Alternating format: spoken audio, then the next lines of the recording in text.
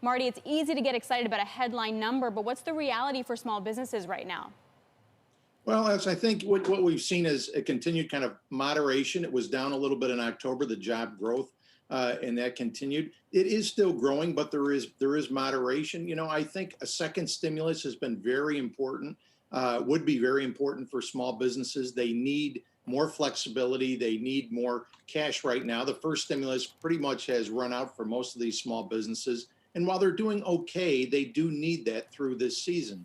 The other thing you're finding is from a positive note, we're seeing, Florida still very strong, the South pretty strong from a job growth perspective. It's at the top. It's still down, of course, from pre-pandemic times. And some small businesses actually are having a hard time finding employees because of either healthcare concerns from employees that they would hire or childcare concerns. So anything the stimulus can do to help from a dollar perspective and finding more employees and more I think, knowing more, then I think they'll get back on track. Marty, good morning. It's Guy. Let's back up and talk more about the details of this stimulus. What is the liquidity position currently of most small businesses? How liquid are they? And how big does the stimulus need to be? What kind of quantum do we need out of Washington? Well, I think the importance, Guy, really it will be how flexible is it? The first stimulus was a really important lifeline for many small businesses, but they need more flexibility. They need longer loans, forgiveness of some of the loans.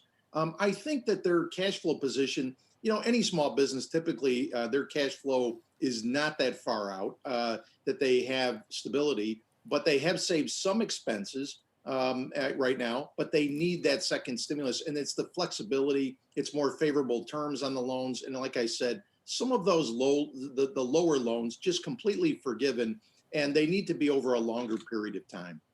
So basically, they need more money faster and grants rather than loans. What kind of numbers are we talking about here for some of these small businesses?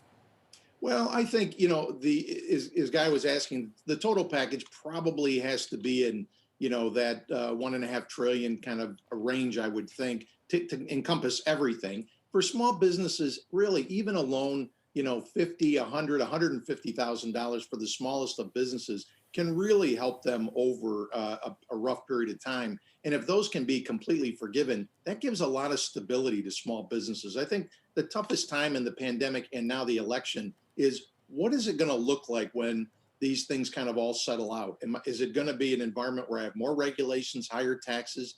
And even taxes aren't as important sometimes to the smallest of businesses because they don't have a lot of profit. But stability and regulations will be important. Marty, in Europe, lockdowns are now the new reality once again. If we were to see a similar situation emerging in the United States, what would that mean for small business? How devastating would it be?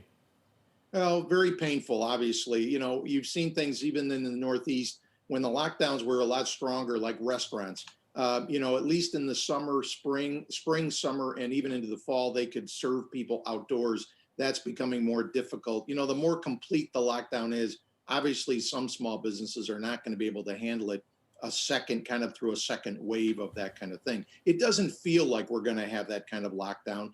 But, a lot of small businesses, I have to say, are very resilient. And you've seen a lot of small businesses find ways that if they can't open the way they always have, they've found new ways to do things. And, new business startups are up still over 20% over last year. It's really unbelievable. And that's a lot of businesses finding new ways and new opportunities in this pandemic time. Yeah, I actually know people who've started their own business during the pandemic to meet different kind of demand.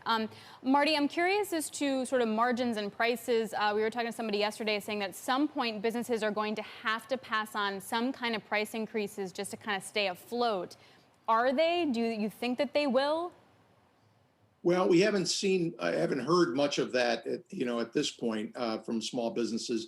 They're really trying to make sure that they maintain the client base that they have and they don't try to ruffle any feathers with price increases. I do think, at some point, but it depends again on the stimulus. If they've got to pay a loan back, that there's going to be more pressure to raise price. If there's some forgiveness of the loans or a longer period of time to pay it back and allow them to recover from their client base, they may not have to do that. Right now, I think most will try to hold on price increases to keep from frustrating their current client base.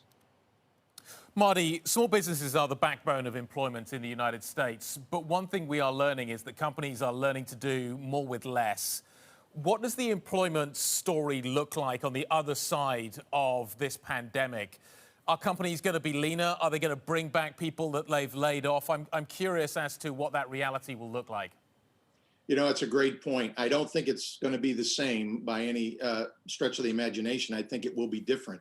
So I think, you know, our own clients, what we've seen is that about half have added workers and about half are still down workers. And so surprisingly, some businesses have added workers because they found new opportunities, as we were just discussing. I do think it will be different because people are going to find, for example, more online. Technology will be taking a bigger role. People, you know, prospects are more likely to look for a demo online, buy online, not have to see someone face to face. Those companies who have adjusted their technology and have invested in technology, I think we'll see some really new opportunities that will add some jobs, but I think it's going to be different jobs than what it was pre-pandemic. Yeah, can you elaborate a little bit more in terms of, say, what the pay scale of that would be, for example? Because what we have seen is a slowdown in employment in lower wage jobs as middle wage and higher wages have picked up a little bit. So I'm wondering how that corresponds.